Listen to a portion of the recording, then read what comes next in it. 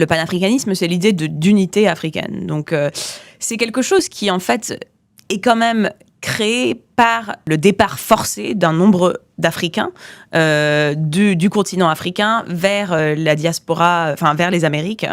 C'est quelque chose une philosophie qui commence surtout dans les Caraïbes et en Amérique du Nord par des descendants, enfin par des esclaves, des descendants d'esclaves qui imaginent l'Afrique comme un endroit où retourner et aussi donc parfois divorcés d'une réalité africaine, puisqu'en fait, c'est des gens qui n'ont parfois pas du tout passé de temps en Afrique. On parle du panafricanisme beaucoup dans la lutte anticoloniale.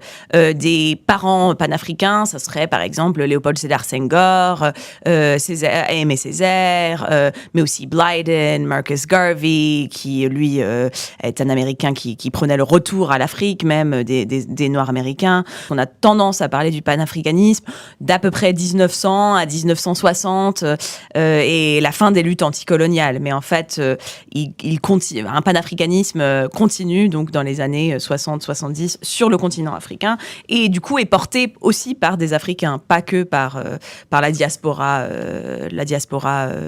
africaine.